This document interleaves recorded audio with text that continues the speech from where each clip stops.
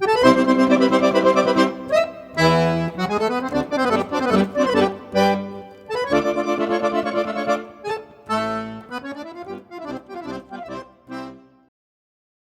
everybody. Welcome back to Between the Notes podcast. We are super excited for today's episode. We have one of our mutual good buddies, Christian Van Horn, the one, the only wonderful bass. We both got to sing and work with him and hang out and have a couple beers all around the world. And we're just so excited about having him here today. So, Christian, welcome. Thank you, guys. Thanks for having me. I appreciate it. Love seeing you guys. Listen to those dulcet tones. Thank you, guys. Yeah. Well, you know, we can't all have the basement. I've been up early. I got up early. I had some reality this morning. I had to go in for a pre-screening for a colonoscopy. Hey, listen, welcome to the club, brother. Some real life shit this morning. Some real life. When jet lag, right? Because you just got back from Paris. Oh, yeah. I've only been home a couple days. So, but you know, when you come back this way, you're up at the crack of dawn. Like 5 o'clock, I'm ready to go. Sure. Yeah. How was that? I love the videos and the pics and everything. It was not. Damnation. It was.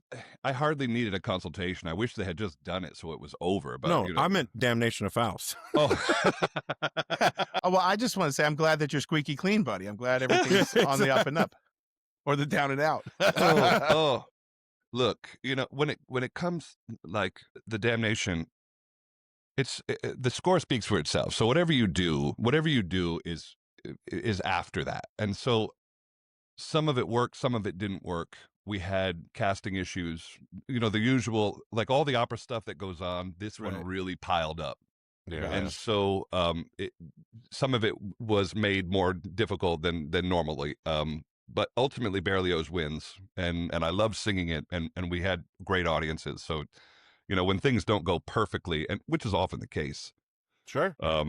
When they don't go perfectly, you just kind of lean into why any of us are here, and that's the voice, and then I can survive whatever they want me to wear, or however they want me to stand, or however. I love the MC. It was like MC Hammer Blue, like something other.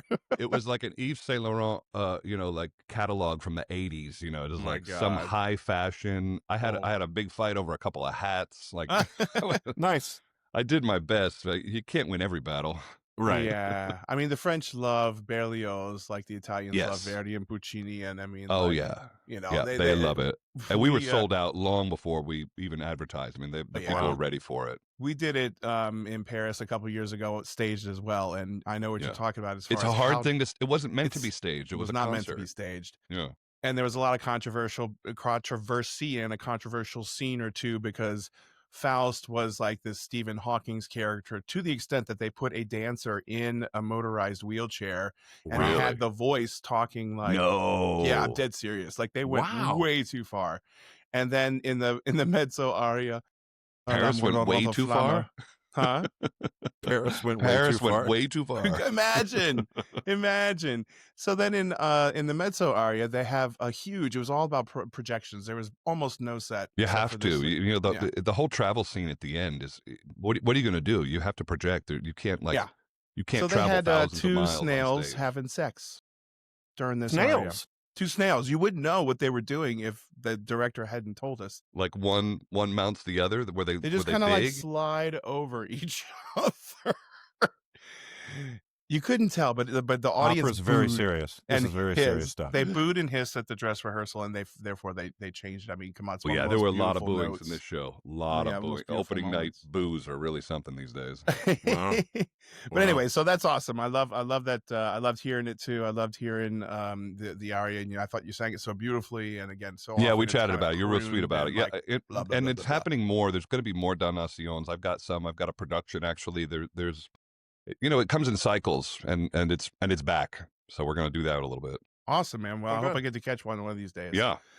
So how did you guys? I don't know if I know the story of how you guys met and when. You know, when the first time that I can remember, chatting with Weston was in it was a church basement somewhere, and it was an audition. Before we were at Santa Fe together?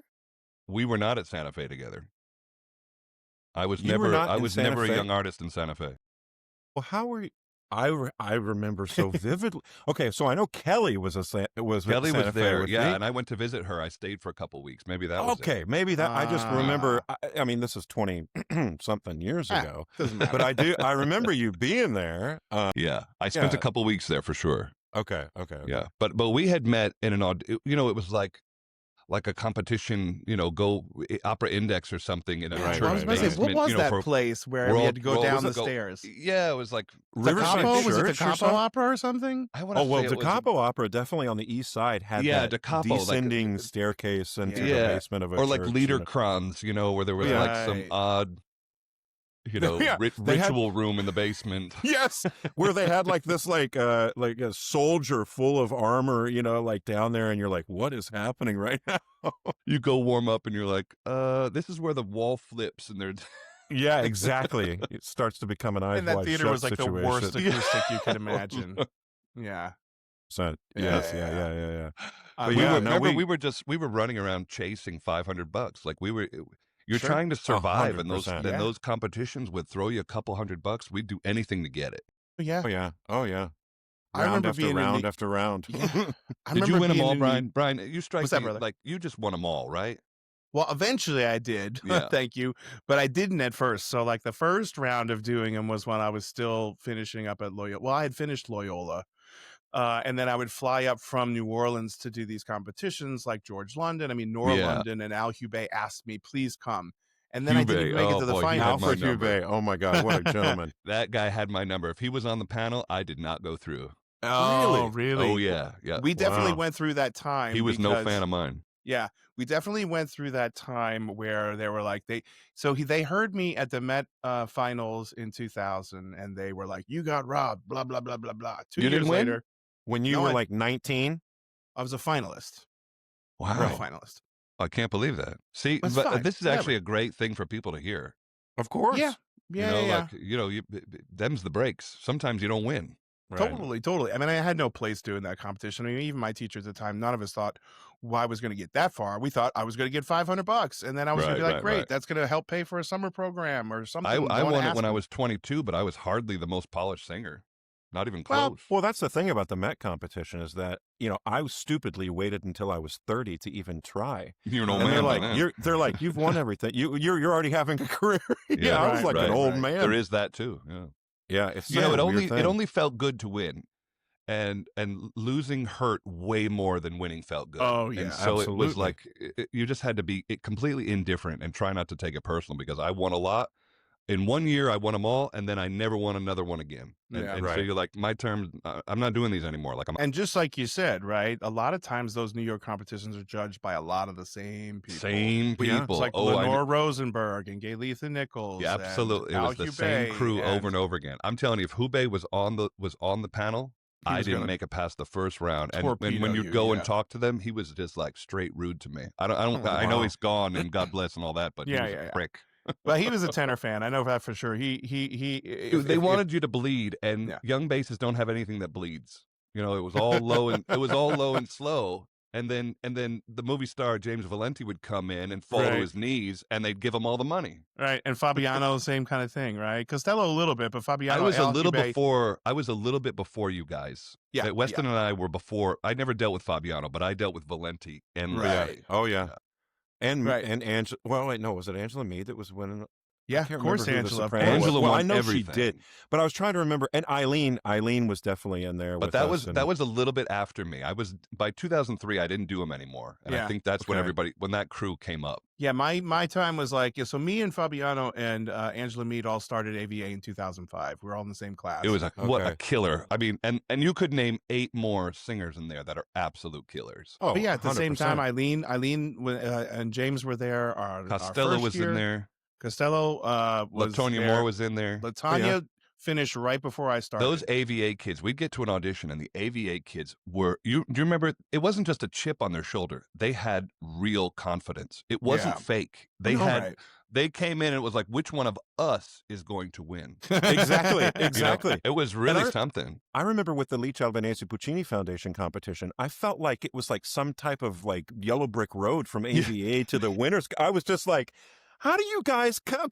It's like there's a shuttle bus or something that you guys We come were up to- wondering who was going to get third place. We're like, we got a chance for third. I know, right? And the There- I AVA mean, there guys was- are going to win yeah. first and second. And then it went all the way up, right? There were 5 years where Bill Schumann had 4 out of 5 Richard Tucker career grant winners. Yeah, he didn't mess Wow. around. He did Yeah. not mess around. And I think that's a nice kind of segue into things, is that when I switched, getting back to the competitions for a second, when I switched to Bill Schumann, it was like finals every time. And then the next year it was like win, win, win, win, win, win.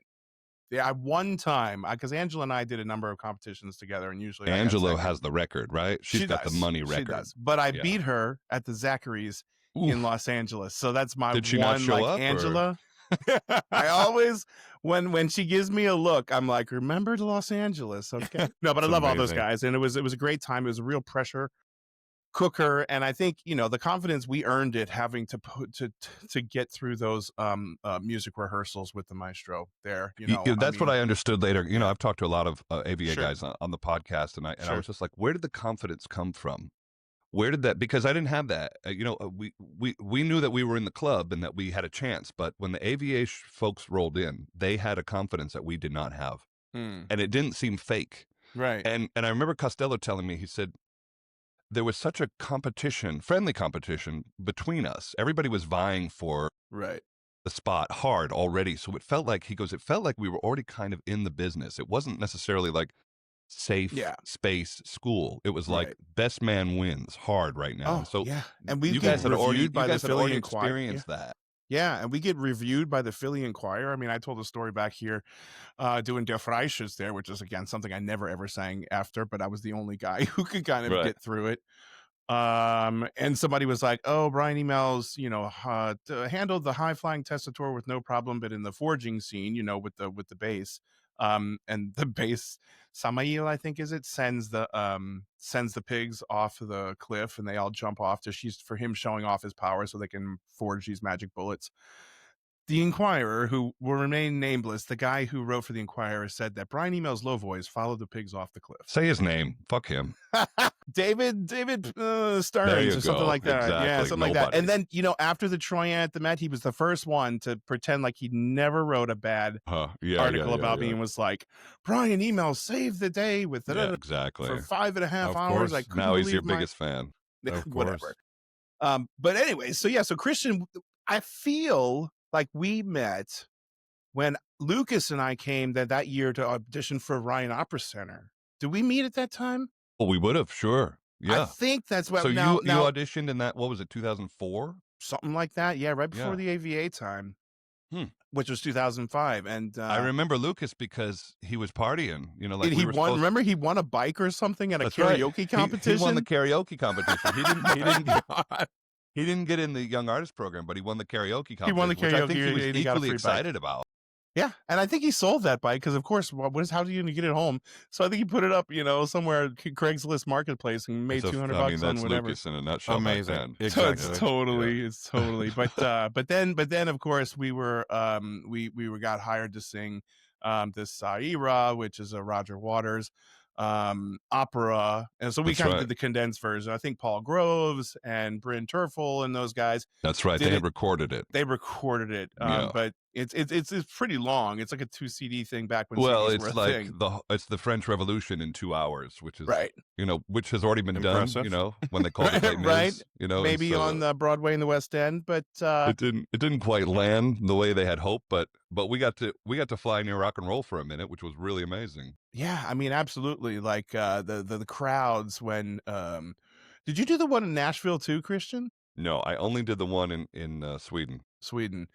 Yeah, we did one in Nashville that was at a concert hall and like a symphony hall. Yeah. So we're only talking 1,500 seats, Right. and Well, people got tickets and rushed the stage before we even started, and I was like, whoa. The outdoor Wow. concert we did had 25,000 people estimated at it. Something like that. It was crazy. And then we went to see a show of The Wall, and then got in the motorcade because we were backstage with everybody. We got real VIP treatment. That was, That was it- cool, and it was like fun just to security be and a like part of go, that. go, Yeah, right, go, and then we get to It the was hotel, and wild. it's like nobody's there, and we're And you like, realize that's just Thursday for him. Yeah, like to us, it was totally. the most excitement we had ever experienced, and that Totally, was just like totally, another totally. night for him. But then we got to do some real stuff. So we got to do the Troy He was San a totally Francisco. normal guy for a rock star. Oh, yeah. For people chasing him down the street, he spoke to you privately like a normal man. You know, Right, absolutely. he wasn't weird. He wasn't jaded. He understood what life was worth. You know, it wasn't Absolutely. weird. Yeah. Absolutely. I remember you had brought like LPs and stuff because I wanted him to sign something for me. Yeah, of course. Look, I was a Pink Floyd fan. I grew up with Pink Floyd and Jimi Hendrix and Led Zeppelin. Like that was totally. my stuff, And I was like Neil Diamond and Harry Connick Jr. And so I was like, hey, I know you're a famous guy and this is awesome. And but again, like you said, he talked to you like he was whatever. How many times did we have dinner with Roger? I had dinner with Roger at least 4 times. Oh, well, he'd come to the show. He'd come to the opera and see the show at the Met and hang out. What were we doing when we went to that Greek restaurant after? And we had like a big, he huge came to, room. He came to my performance that night. And Yeah, you were was it there. Bohem? You joined us. Yeah, it was a Bohem. And you came to dinner. I remember it was like dinner for 15 in a private room.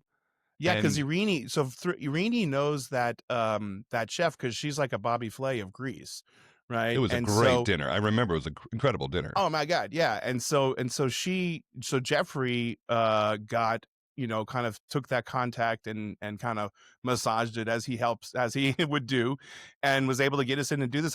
To my knowledge, nobody paid a cent for that dinner. Well, that was the thing because Roger reached for a bill, and then the owner was like, "Oh no, this is on the house." And Roger turned to me. He actually turned to me in that second, and I said, "They never make you pay." He says, "Well, I'm about to have to pay." And and then I realized he then stood for pictures for like an hour. Yeah. And so in a way you do, it wasn't cash out of his pocket, but he had to, sign every last thing and take every last picture. And Sure. But he was very you're famous, deal with it. Yeah, exactly. But so we did the Troyans and that was super fun. I think that was the first time we actually got to hang because we were there for a couple of weeks. San Francisco. Oh, yeah. I remember your son's first birthday party. That was super duper fun. I remember being in a rehearsal and you received the first copy you had seen of your Opera News cover. Oh, right. And that's true. And Brian, that was the same time. And you don't get to see the picture before. No. If you're on the cover, you don't get to see it until it's in your hand. And so I'm sitting next to Brian, and he opens this thing up, and he looks at it, and he goes, "Oh, I hate this picture." And I think the first thing out of my mouth was, "Fuck you," it's like, dude, you're on the cover. You're on the cover of Opera News, and he's like, "Oh, my worst angle." I do hate that picture. I have to say, I do hate that picture because Dario I waited like Costa... 10 more years for my cover, by the way. Oh well, you got plenty more years going there, buddy. You gotta get Opera News, unfortunately, Opera News is dead. Yeah. I was just going to say I never made it, so fuck off. But that was super fun. And then it was not meant to be in Paris. But we did have we had dinner that night. We had a great dinner. Brian, I never in my life had a bad time with you. I always had a good time. Oh, well, thank you, bud. I can say absolutely the same thing. I remember both Brandon... you out here. Weston and I hooked up in London last year, a year and a half ago. Oh, that's right. We tied one on. We had a blast. Had a fun time. Well, remember, dude, speaking of crazy things that you sometimes get to experience in the opera world, remember when you and I sang that Napa Valley gig where we got paid in bottles of wine? Guys, you had no tenors allowed? What's going on here, man?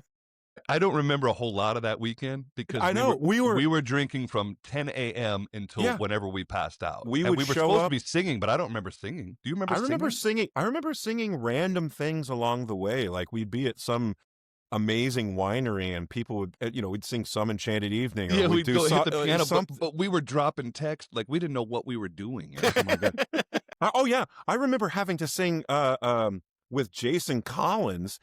He and I did Lily's Eyes from Secret Garden. Secret Garden. We were such drunk assholes for the whole time. But yeah, they paid us. They paid us in 15 cases of wine.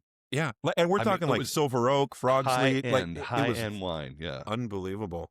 I was living in a one-bedroom studio in an attic, and I had 15 cases of wine taking up like half of my space. Oh, man, yeah, that was a lot of fun. Jeffrey always like, we got to get you on that wine, like because Paul Groves had done it like a gajillion times, and Paul's a big wine guy, but anyway, paid in booze. We were paid in a lot of funny ways back then. We took anything. Sure. Absolutely. Sure. Sang for our dinner plenty of times. For sure. Yeah, for sure. But yeah, so I think those were some good times. And then we ran into, of course, Quinn. Quinn and I I probably met Quinn briefly during that Chicago trip, but Yeah. we were kind of doing stuff together, Bohem's at the Met and stuff. And Yeah. then during COVID, we had to go do what was supposed to be a Sicilian Vespers production in Zurich, and then because Well, of that's COVID, right. But then it turned into a concert or something, it right? turned into a Verdi concert. But we Right. had to go and quarantine together for 10 days Oh my in God. You a and Quinn in 2-bedroom a apartment. Say it again. I remember FaceTiming you and Quinn in that apartment when y'all were literally- hanging out. you were in the same apartment We were in the Yes. same apartment. We could not leave for for 10 10 days. days. Could you open the windows? I know it got rank in there. Yeah, we had 2 balconies, so thankfully it was a really nice apartment. my God. Oh my God. The substance abuse alone. I can't even imagine that you guys were ready to sing after 10 days of like cigars and booze for 10 straight days. Oh my God, and a lot of Xbox Yeah. and all that kind of stuff. I mean, we had a great It was a weird time. It was time, a but it weird, was weird weird. time.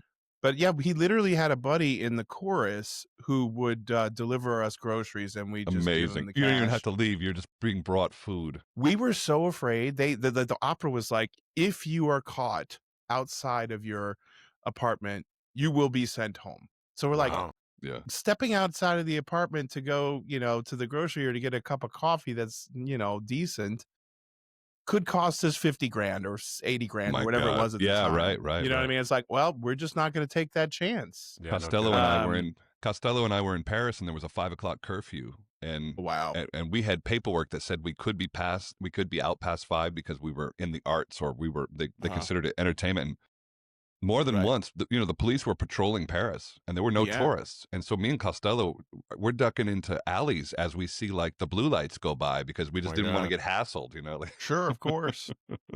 It's not the kind of American in Paris you see in the movies. You know what I mean? It's like, I remember one time Irini, and this is a nice segue into our next, and this is what I was thinking would be fun to talk about. Irini and I were traveling with Ava and Anna, I think from Paris to London on the Eurostar. And you have to go through the immigration, and the English immigration is usually very English, right? Very polite, very kind. Right. So what brings you here? Gentle. Yeah. Yes, just like civilized. Yeah. And the French are like, what are you doing? What are you here?" doing here? Yeah, exactly. So they look at so Ava at this point is probably 18, 19 months, and Anna is 6 months. Yeah. Right. So as the immigration officer pointed out, this could be any baby. I was like, well, yes, it could be, but it's this baby. She's mine. ours. Yeah, and this, of course, they were U.S. passports. I mean, and it was just like he just gave us the hardest time about it, and I literally said to him in English, "What am I supposed to do? I have a visa. I'm coming here to work. Like, I'm not even traveling and just coming to eat croissants They and, think and you know what I mean? It's like can we just get this They think done? you're trafficking humans. Right. I mean, like, it's a I'm an Greek opera and singer. You American. know where I live. Yeah, exactly. But Google anyway, me, it just bitch. was super duper ridiculous. But I thought it would be, since it's my daughter's birthday on the day of this taping. She is 12 today. Oh, Happy Yeah, birthday, Ava. I can't believe that she's 12, but Crazy, Weston man. got to It sing goes happy by birthday quick. to her before I did. So I goes woke by up this morning quick. and I was walking down the stairs, and my daughter was FaceTiming with his daughter. No. And so I got to Oh, say they're happy friends? birthday. Oh, they are we've best been on friends. family that vacations makes and all me that feel stuff good. together. Oh yeah. Yeah, The three of yeah. them, they think of each other as cousins. And Yeah, Brian we love it. is Uncle B, and Aunt Rini, Aw, and that's So we have a actually family really- chat that's real between the sweet, two guys. families where everybody's. But we've on always it. known you two together. You two have been tight forever. Did you go to Oh, school yeah. together? No, we actually no. met in Aspen Yeah. at the Aspen Music Festival, like in 2003. 3, Uh-huh. 2003. But Yeah. you've been besties ever since. Oh yeah. Yeah. Yeah. Oh yeah, we bonded over PlayStation and country music, and he was studying with Steve Smith at the time, so I was picking his brain about all this. Yeah. Steve Smith's technical approach, especially his exercises, are a little bit mysterious, and you're like, okay, Huh. so what is that Right. supposed to do? Yeah. Right. And it was so opposite from a technical standpoint. Just from like my first teacher was very bright, light, bright, forward, up and in, all this kind of stuff. And so Steve Smith was kind of the opposite of that. So I Feels was like a very lifetime ago. All It that really Yeah. was. all that Yeah. technique talk is. I know you guys are teaching, and so there's there's a bit more of that in your life, but I haven't had that like technique talking in a long time. You know? Yeah, I mean, it's helpful, and then I think it's not helpful, and Uh-huh.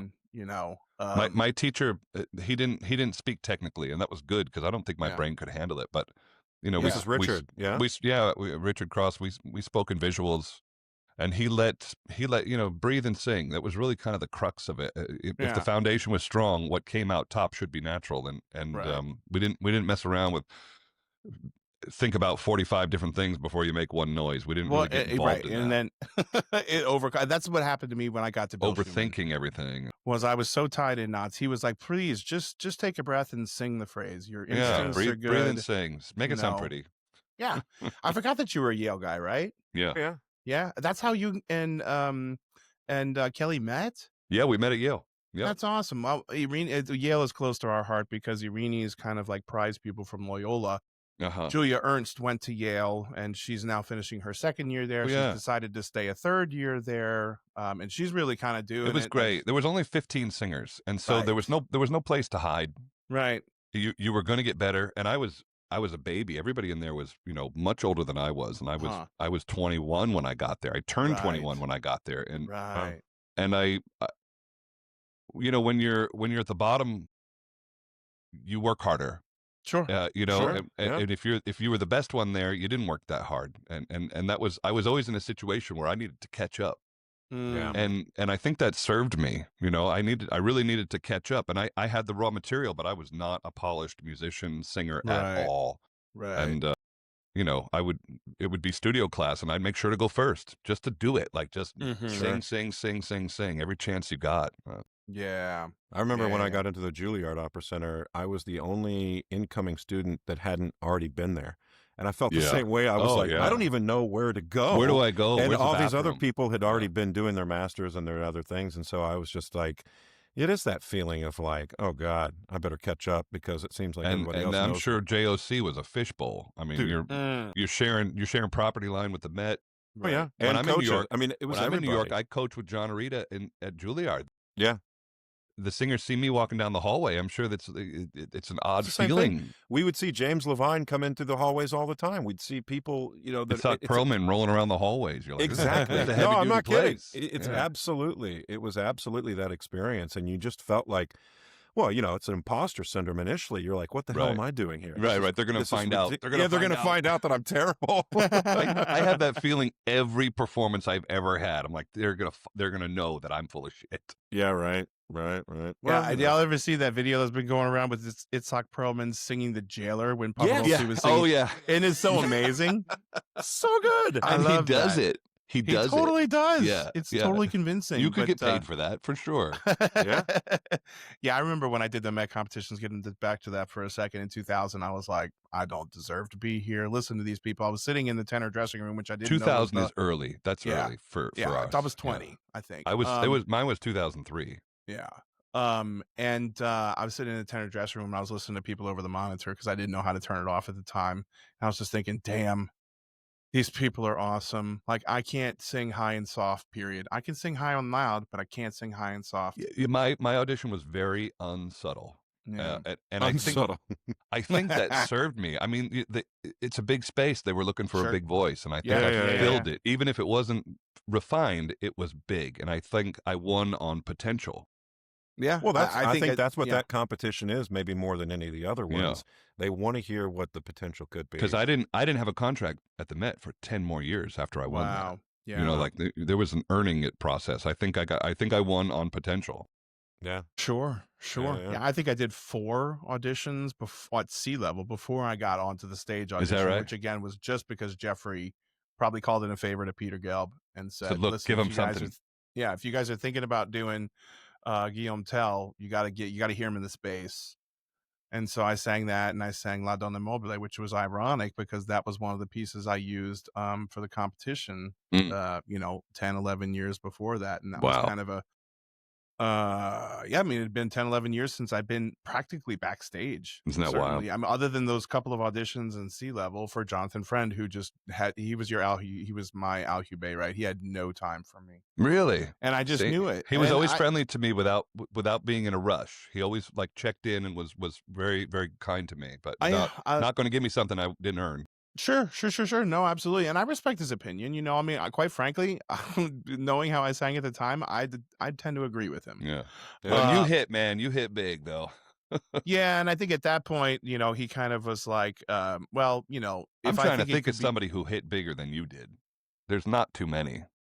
When it went, it went. Yeah, I remember Susie Graham after the Troyan, because the Troyan was my debut coming in halfway through the thing. I mean, we literally had a rehearsal. It was a famous save, on famous Christmas jump in. Eve for 2 hours, and then we went and had you know, I had dinner with Irini, and it's before the kids and everything, and so like we had Christmas Day, and then my debut was like the day after Christmas, Boxing Day as they would call it in UK.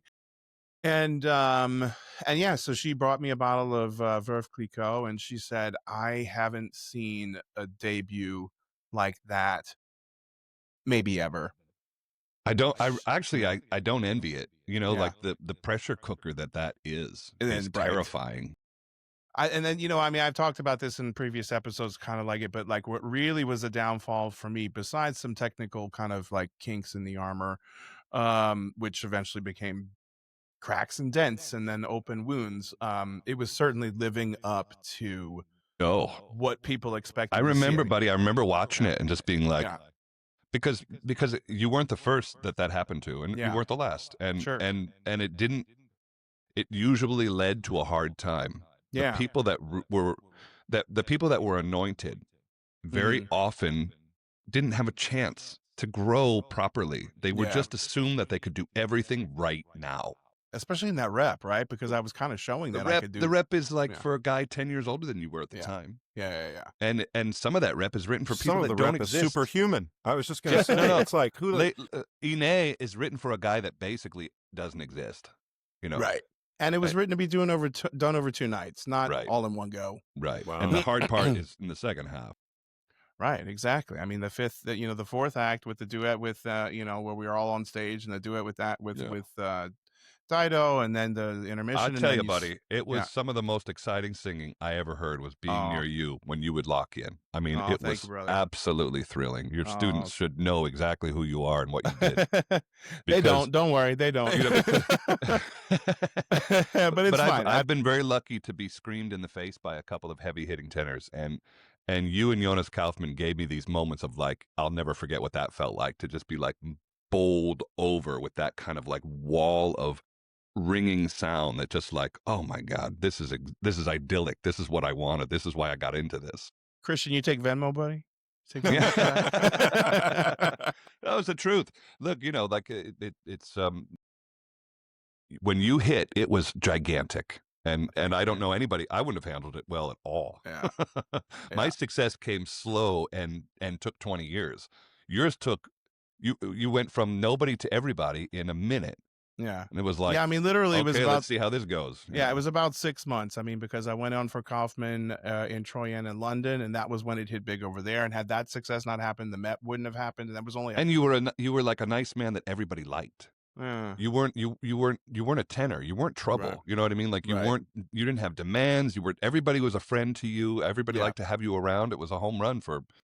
Yeah, I remember talking to Brad Woolbright, and he said the only criteria that we have for casting is no assholes, and that's really what it comes down to, because I don't know bad singers. I am surrounded. You two are phenomenal singers, and you're just my buddies. Yeah. Like I'm surrounded by ridiculous talent, and the difference is, are you nice to work with, or are you not nice to work with? It's totally. a humongous part of it, because if you're not nice to work with, you better be one of the best that has ever lived. Right. And even still, you're not going to have a good time. No, you know, you're not going to be beloved. Maybe by the public, yes, because they don't. Anytime I was in a show where we were all like orbiting around a star, it was never a very good show. Yeah, they might have had a good performance, but it wasn't a good show. And I would much rather be a part of a good show. Oh yeah, because like you said, we spend the whole year doing this, And so which are the ones going to, the memories that are fun and the productions that are fun that are going to stick out? We're like, yeah, that was great. The other ones, when they're terrible, I'm forgetting about that. The best show I ever had was a Billy Budd in San Francisco that had no stars. We were just everybody was doing their part, and there was nobody like, I'm the star of this show. Mm-hmm. And it was the most rewarding thing. I've been chasing it ever since, chasing that feeling of like unity as a cast, all facing in the same direction with the same goal, and not in support of so-and-so and waiting for the person who's a week late or going to leave a week early, or, having all the issues like that. That was never a good performance. The best performances were when everybody showed up with the same vigor, with the same goal in mind. It's funny that you bring that up because it brings a story up, and then we'll let you go. I know we got a big day, but I'm doing nothing, baby. I'm home for the week. It's too fun. It's too fun to kind of walk down this memory lane. So I was thinking, if I could pick a show to sing with Christian Van Horn, and Weston, obviously, it would be Don Carlo, right? Because we all get great roles immediately. We could all get great roles. It'd all two great be duets. We got to do fun. the 5-act. Let's do the 5-act so we all get our duets together. Right? Sure. Yeah. Absolutely. And it just would be it comes to mind. Yes, one, because I was thinking that on the drive over here. Two, because when I did Don Carlo at Covent Garden, it was my first time doing it, and it was the 5-act Italian version. And for the first week, no other principal was there. Bertrand Dupuy was the conductor, and I bet he was beside himself. He was not happy about that, but he was a saint to me. Yeah. He's a great guy. He's a great guy. We would do music calls. So the baritone cover was a young artist. Yeah. Promising, but not. But still, really, that's a heavy cover for a kid. Sure. Yeah.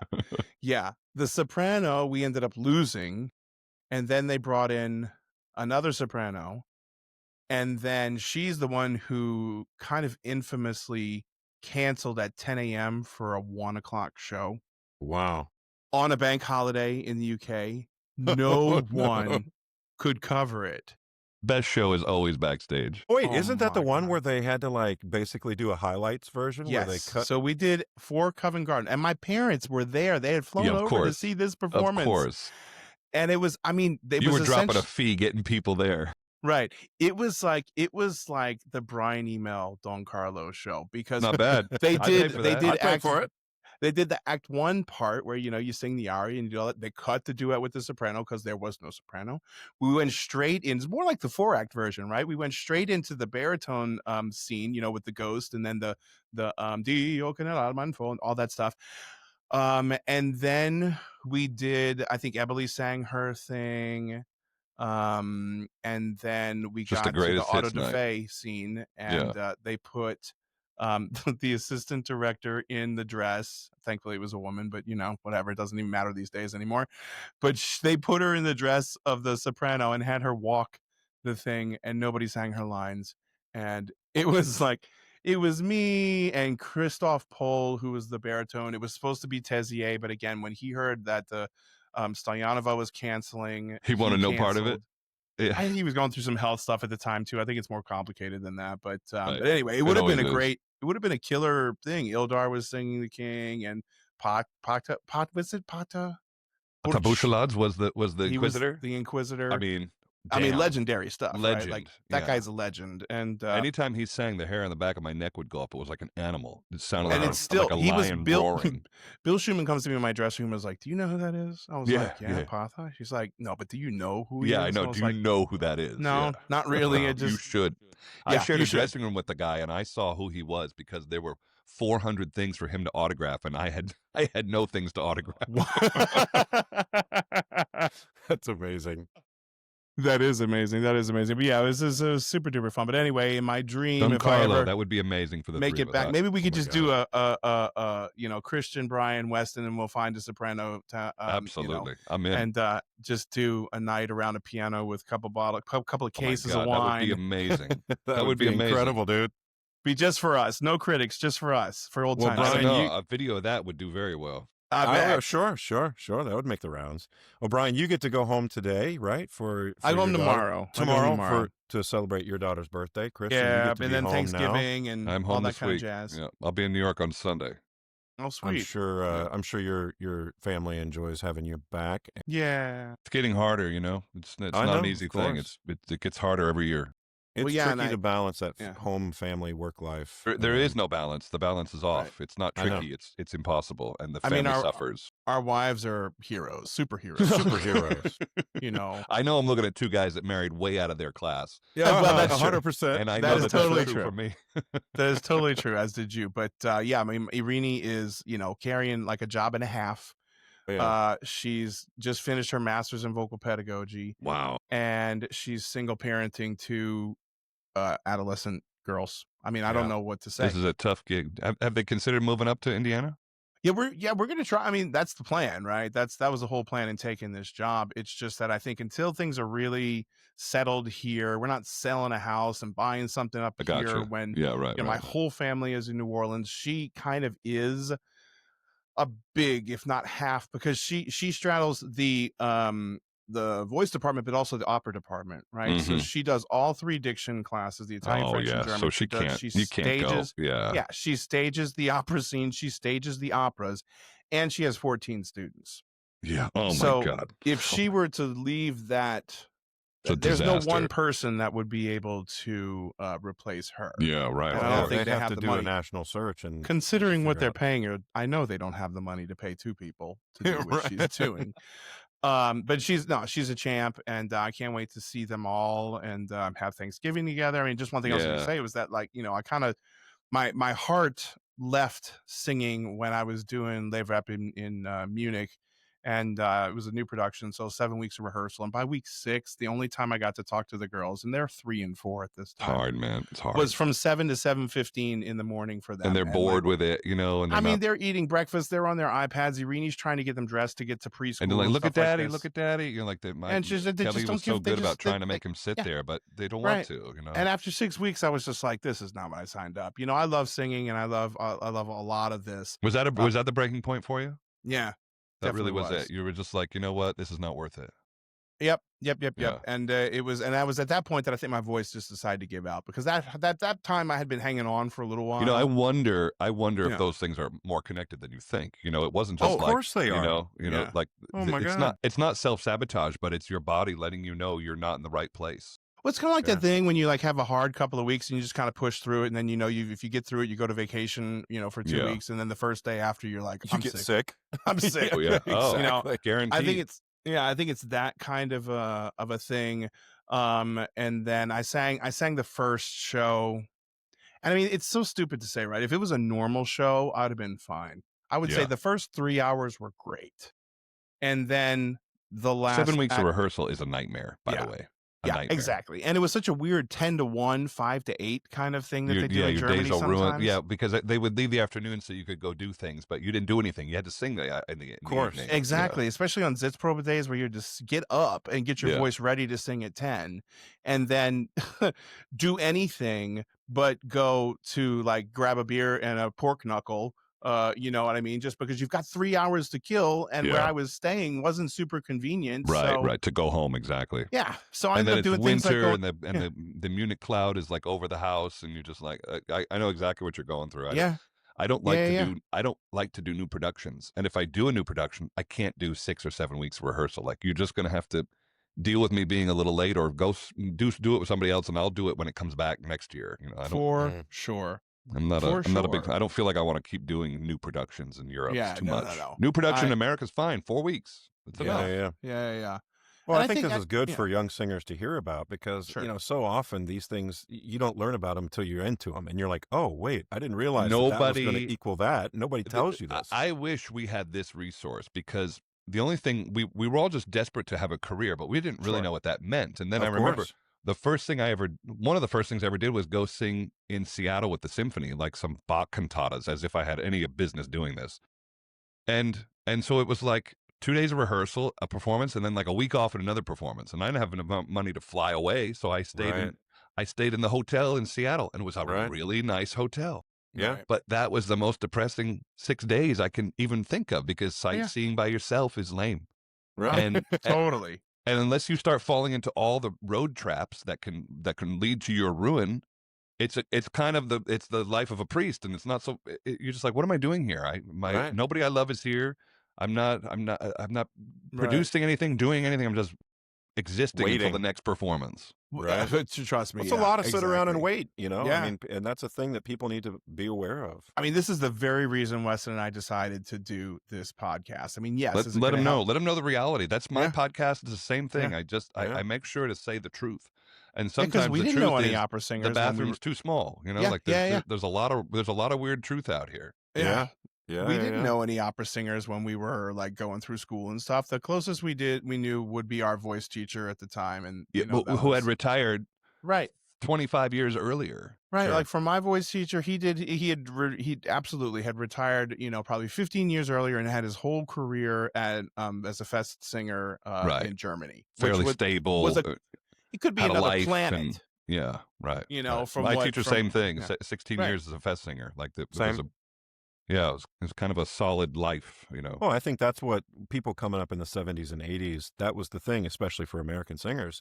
Go over to Germany, get you a fest job, you know. Have your and then- whole thing. Yeah. Right. Yeah. Right. Well, thank you for being on here with us and Yeah, sharing. man, I love this has talking been to you so boys with us awesome. today. I don't even care if there's an audience. I could talk like this with you guys for hours. Agreed. Totally. I'm we got sorry we totally, don't have beers. totally. It's a little early, but Hey, when are you go? You said you go to New York on Sunday. How long are you gonna be there? almost 2 months. Oh, dude, I'll be there December 14th to 18th Great. with the whole Well, family. let's have some fun. Yeah, the whole family will be there. Maybe we'll Right. go up at the top of the Empire and get the kids Yeah, some come hot on. chocolates. Let's and, do it again. Absolutely. Absolutely, buddy. I might have to book a flight. All right. You Come should come on. visit. All right. Let's do it. All right. Love you, boys. Be Love you, well. man. Be safe. All Okay? right, Thanks we'll so talk to you much, man. soon. Yeah. Core guys. Bye.